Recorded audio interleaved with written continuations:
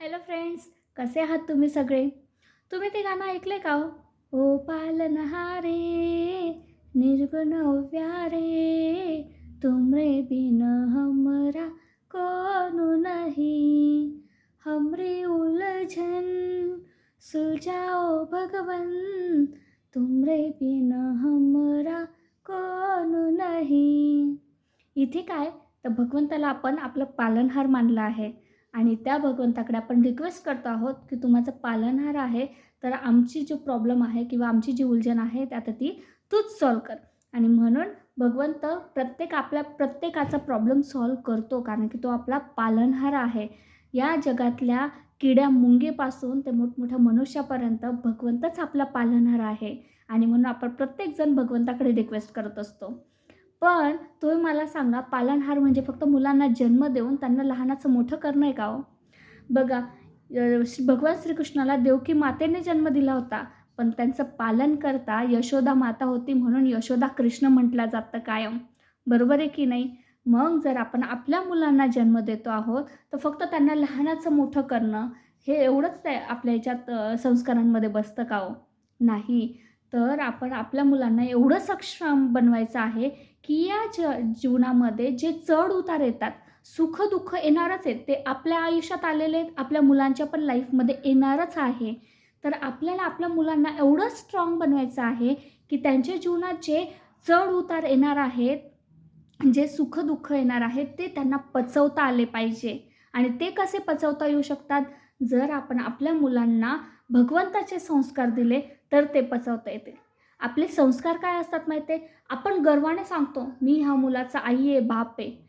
कधी माहिती आहे? जेव्हा त्याला आपण चांगल्या शाळेत शिकायला टाकतो, मोठमोठे कोचिंग क्लासेस लावतो, त्यांना चांगले पर्सेंटेज पडतात, ते चांगल्या नोकरीला लागतात, तेव्हा आपण गर्वाने बोलतो, की आमच्या मुलाला आम्ही एवढं शिकवलं, एवढं हे केलं. पण ते कशासाठी शिकवलं? ते फक्त स्वार्थासाठी शिकवलं. का स्वार्थासाठी? कारण की आपल्याला माहिती आहे, की आपल्या मुलाला चांगली नोकरी लागली, तर त्याला भाकरीसाठी जर त्याला चांगलं आपण शिकवलं, तर त्याला चांगली नोकरी लागेल. नोकरी लागली तर त्याला भाकरी मिळेल आणि भाकरी मिळाली तर छोकरी मिळेल. म्हणजे नोकरी, भाकरी आणि छोकरी या स्वार्थासाठी आपण आपल्या मुलांना शिकवलेलं असतं. आणि फक्त शिकवणं हाच एक संस्कार आहे का हो? मुलांना चांगल्या शाळेत शिकवणं हाच एक चांगला संस्कार आहे का? तुम्ही मला सांगा ना. आज ऑनलाईन फ्रॉड होतात. ते फ्रॉड कोण करतात? मोठमोठे IT इंजिनियर्स करतात फ्रॉड. माहिती आहे, गोरगरिबाला लुटतात, त्यांच्या अकाउंटवरचे पैसे लुटतात. आणि हे फ्रॉड करणारे कोण असतात? मोठमोठे शिकलेले IT इंजिनियर्स असतात. मग तुम्ही मला सांगा, चांगलं शिकवलं म्हणजे आपण आपल्या मुलांना चांगले संस्कार दिले, असं होतं का? आज एवढे गुन्हे वाढत चाललेले आहेत समाजामध्ये. रेप होतात, मोठमोठे दरोडे पडतात, चोऱ्या होतात. आज तर मी ऐकलं की फोर व्हीलरच्या सुद्धा चोऱ्या व्हायला लागल्या, चोऱ्या होतात. हं, हे सगळे गुन्हे करणारे कोण असतात? जर लिस्ट काढली ना, तर 50% लोकं तर हे शिकलेलेच मिळतात.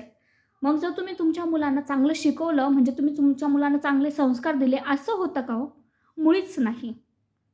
मुलांना चांगले संस्कार देखील देता आले पाहिजे. आपण फक्त मुलाला एक स्वार्थापुरतं शिक्षण दिलेलं आहे, पुरतं संस्कार दिलेले आहेत. पण आपल्या मुलांना आपल्याला मेंटली स्ट्राँग करायचं आहे. या जीवनाच्या चढ-उतारांना ते एकदम टफ फाईट, या चॅलेंजेसला ते टफ फाईट करू शकले पाहिजे, एवढं आपल्याला त्यांना स्ट्राँग बनवायचं आहे. आज जगामध्ये सुसाईड एवढे वाढत चाललेले आहेत.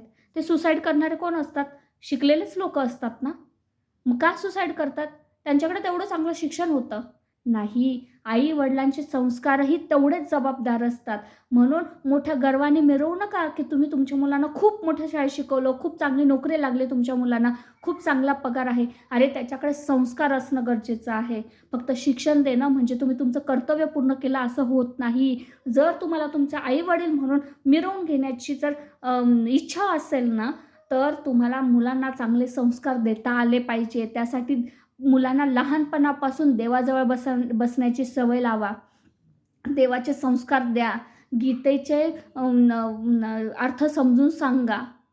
गीता काय आहे? गीतेमध्ये काय शिकवलं आहे? गीतेमध्ये जीवनाचा टफ फाईटच शिकवला आहे. आपण जीवनाला कसे चॅलेंजेस करू शकतो हे शिकवलं आहे गीतेमध्ये. ते तुम्ही तुमच्या मुलांना संस्कार द्या. शिक्षण तर काय, शिक्षण भाकरीसाठी, स्वार्थासाठी तर चालूच राहणार आहे. पण हे सुद्धा शिक्षण देणं गरजेचं आहे. म्हणजे फक्त तुम्हीच नाही, मी सुद्धा, आपण सर्वांनी मिळून आपल्या मुलांना तेवढे संस्कारी बनवायचं आहे. संस्कार म्हणजे फक्त शिक्षण देणं नाही आहे. संस्कार देणं म्हणजे जीवनामध्ये आनंदी, समाधानी, उत्साही कसं राहायचं हे आहे. आणि ते आपल्याला गीतेमधून शिकायला मिळतं. जन्म तर हिरण्यकश्यपूने पण प्रल्हादाला दिलं होतं, म्हणून तो बाप म्हणून घेण्याच्या लायकीचा होता का? म्हणूनच भगवंताने त्यांची चिरफाड केली ना, हो की नाही? मग जर मला पण माझ्या मुलांचं आई किंवा बाप म्हणून घेण्याचा हक्क पाहिजे असेल ना, तर त्यासाठी मला माझ्या मुलांना तेवढे संस्कारही प्रोव्हाइड करता आले पाहिजे.